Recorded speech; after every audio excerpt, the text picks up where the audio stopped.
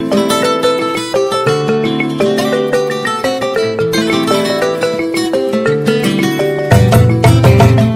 le plan Sénégal émergent PSE, le chef de l'État Macky Sall a décidé d'adopter un référentiel unique pour faire du Sénégal un pays émergent à l'horizon 2035.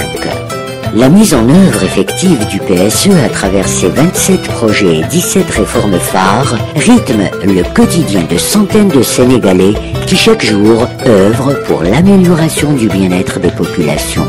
Cette ambition de faire du Sénégal un pays émergent à l'horizon 2035 est avant tout une œuvre humaine. Notre pays se transforme, se hisse aux meilleurs standards et valorise ses ressources avec ses hommes, mais surtout avec ses femmes dans la lignée des grandes dames de notre histoire. Alors, je suis macroéconomiste au sein du bureau opérationnel de suivi du plan Sénégal émergent. Et mon profil à l'origine, je suis d'une formation économiste avec une spécialité en économétrie. Donc pour le plan du PSE, j'essaie de mesurer tout ce qui est impact socio-économique et particulièrement du PSE, il était attendu des impacts à 10 ans. Qui concernait un petit peu la transformation structurelle de l'économie, mais aussi l'objectif c'était de mesurer le degré d'inclusion du PSE, parce que quand on dit PSE, on aurait voulu avoir un plan qui puisse toucher le maximum de Sénégalais et qui puisse permettre à chaque Sénégalais et tous les Sénégalais de pouvoir profiter de ces politiques publiques. Sur le plan de l'évaluation d'impact, on essaie d'avoir une photographie en 2024, disons, parce que le plan Sénégal émergent, la mise en œuvre a débuté en 2014. Et en 2014, le Sénégal était un pays avec une moyenne de 3-4% de croissance annuelle. Avec les 6 nouveaux moteurs de croissance, on aimerait aussi pouvoir compter 600 000 emplois formels. Parce qu'en 2014, on était à peu près à 250 000 emplois formels. On va pouvoir compter au moins 600 000 emplois formels et pouvoir voir au moins 6 millions de Sénégalais qui pourraient disposer d'une hausse de revenus et disposer d'un revenu discrétionnaire.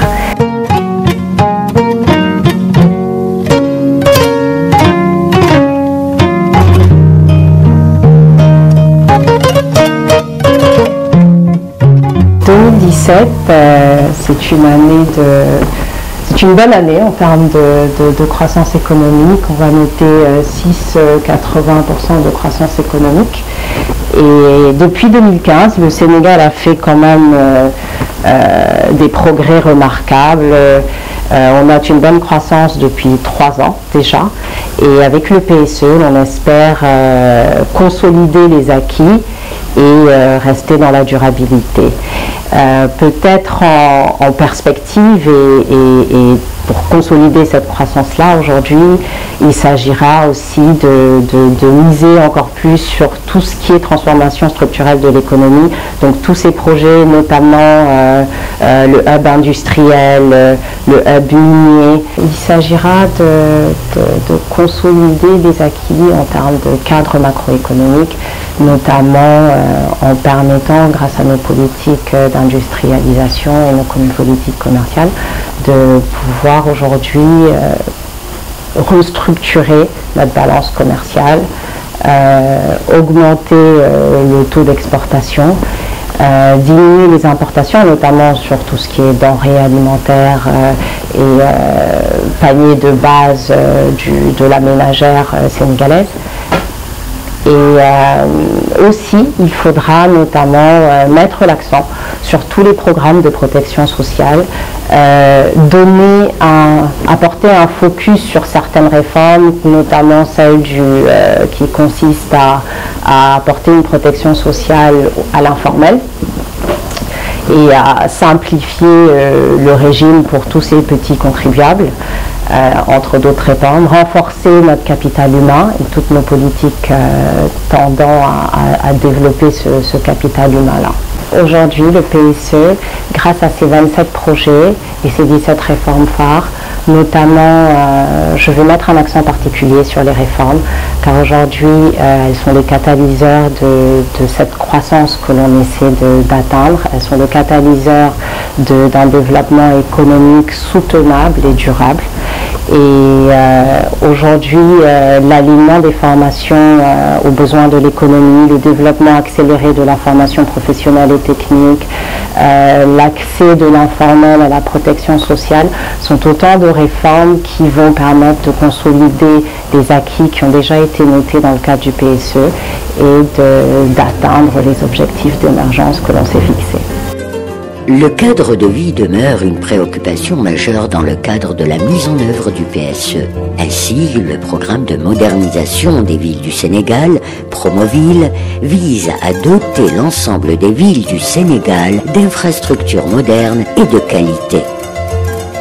Aujourd'hui, d'importants travaux de voirie sont réalisés dans les centres urbains au grand bonheur des populations. Ce programme permet de corriger les manquements qui surgissent avec l'urbanisation galopante et faire face aux défis de notre époque. Créer des espaces d'habitation sains. Je suis ingénieure de conception en génie civil, sortie de l'école polytechnique de Thiès. Alors moi j'aime travailler sur le terrain. J'aime travailler avec des équipes pour qu'on puisse atteindre des objectifs et je suis dans le cadre du projet Promoville où nous faisons beaucoup de choses pour l'amélioration du cadre de vie des populations en zone urbaine. Alors après avoir lancé le programme d'urgence de développement communautaire, le président de la République, toujours dans la logique de réduire les inégalités sociales et les disparités territoriales entre les villes du Sénégal, a lancé le programme de modernisation des villes du Sénégal. Donc ce programme réalise essentiellement des voiries urbaines, de l'assainissement eau pluviale, de l'éclairage public et des aménagements paysagers. Donc on intervient principalement dans les capitales régionales et les chefs-lieux de département. Actuellement nous intervenons sur Dakar, sur Louga, Saint-Louis, Matam, Diourbel, Kaolack, Thiès, Mbour, Ziguinchor, Kolda et Matam et Tambacounda, donc dans différentes villes du Sénégal. L'idée c'est que toutes les villes du Sénégal puissent bénéficier à long terme du programme Promoville.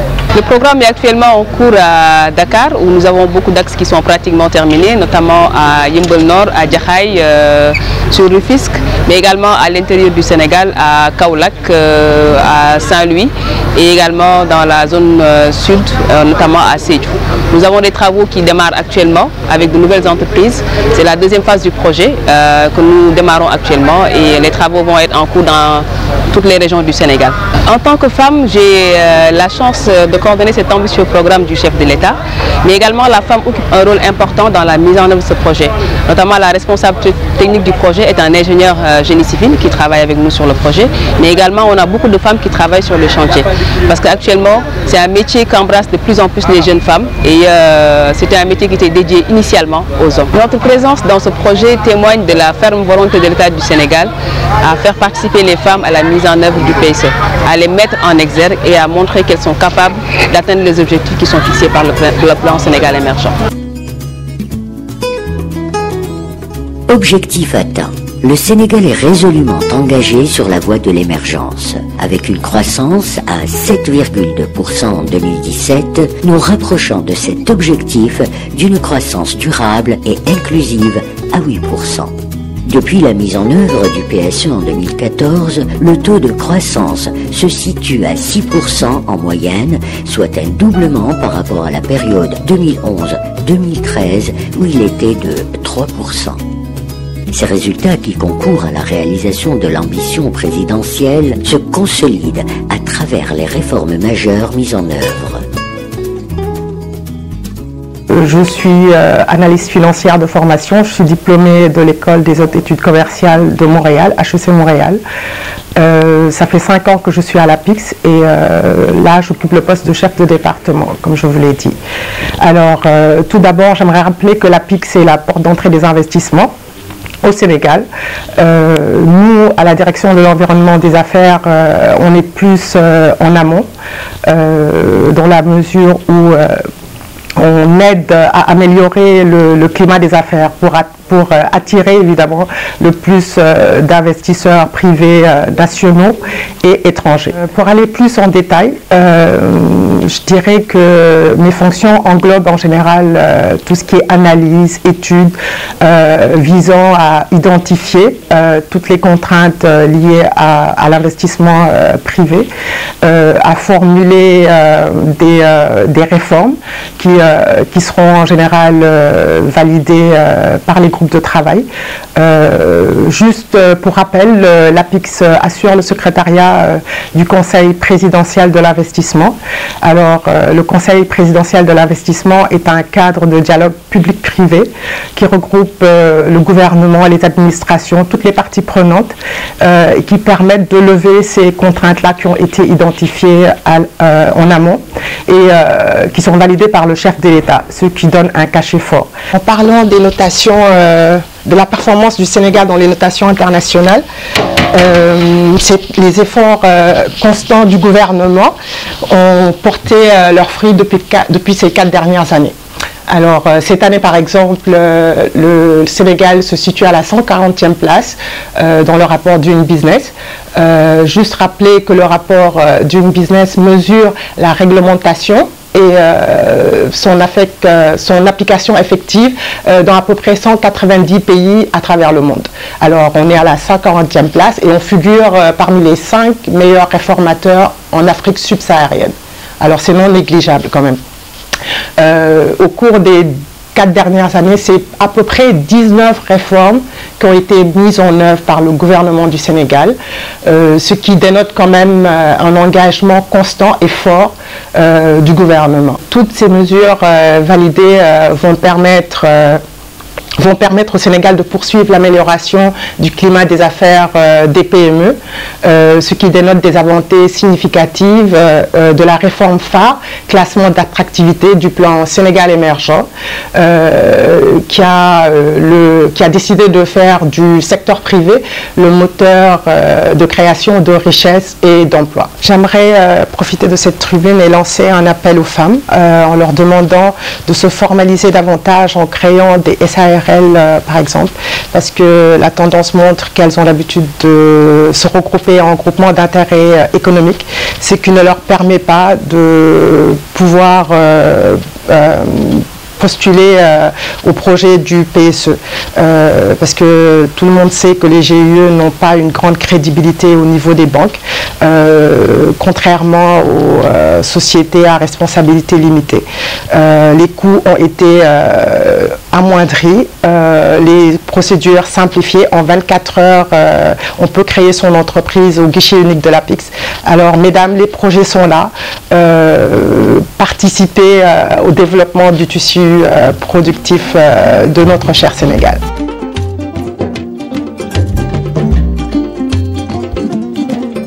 L'aquaculture constitue l'un des piliers du plan Sénégal émergent, qui vise à faire du Sénégal un pays émergent basé sur une croissance soutenue et durable. Des mesures incitatives ambitieuses ont été adoptées pour favoriser l'investissement dans l'activité aquacole. Créateur de richesses et générateur d'emplois, la politique de développement de ce secteur est érigée en projet phare et fait l'objet d'un accompagnement par une expertise pointue incarnée par une femme. Je suis docteur vétérinaire, spécialisée en aquaculture, spécialisée aussi en management de qualité. Dans le cadre de la mise en œuvre du PSE, je suis chargée de la coordination de cette composante qui sont essentiellement l'Agence nationale de l'aquaculture qui supervise environ 200 projets. Il y a aussi le PRODAC qui a des domaines agricoles communautaires à Kédougou, à CFA, et à Kédougou, à Itato et à CFA dans la région de Sédhiou.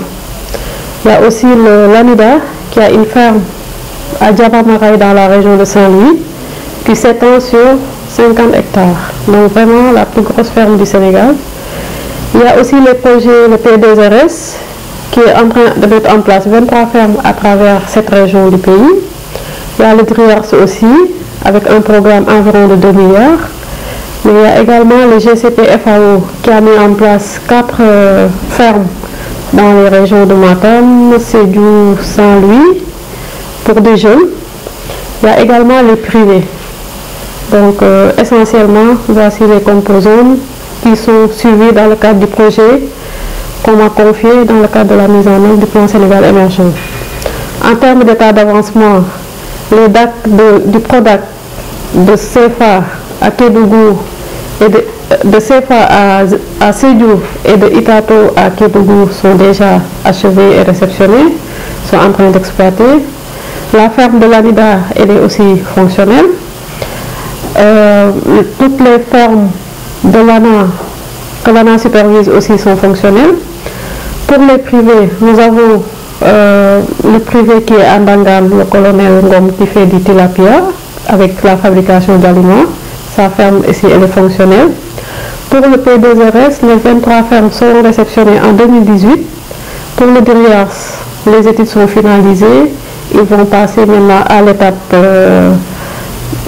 passation de marché et réalisation des travaux. Donc aujourd'hui, les filières qui sont les plus développées en aquaculture, c'est la production d'espèces d'eau douce, le tilapia d'eau douce, le poisson-chat, mais également en eau de mer, nous avons, eau marine, nous avons les huîtres. Les huîtres sont produites dans les îles du Saloum, aussi bien en Casamance, avec une bonne production, à saumon également. Et comme autre espèce, on a aussi les moules qui sont produites à Thiaroye par des femmes. C'est des espèces, les huîtres et les moules, ce sont des espèces à forte valeur ajoutée, exploitées essentiellement par des femmes. Et c'est vraiment une filière sur laquelle on est en train de travailler pour améliorer les revenus des femmes qui y travaillent. Le plan Sénégal émergent, concrètement, apporte au projet un appui, surtout sur le plan administratif.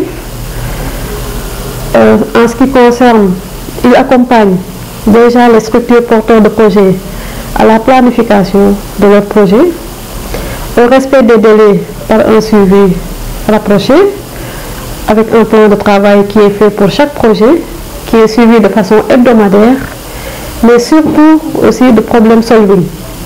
Aujourd'hui, toute contrainte liée au foncier, liée à des procédures administratives ou toute autre contrainte que le porteur de projet peut rencontrer, peut les soumettre à travers le chef de projet au bureau opérationnel de suivi du plan Sénégal émergent, qui va essayer de mettre en place une équipe pour résoudre le problème.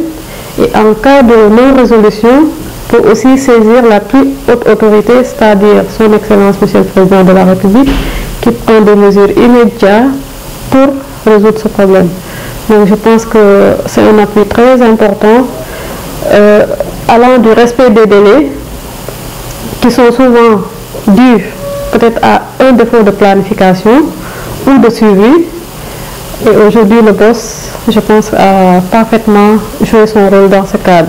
Et les porteurs de projets ont apprécié les outils de suivi mis en place par le boss qui leur permet eux-mêmes d'être plus efficaces dans la mise en œuvre de leur projet.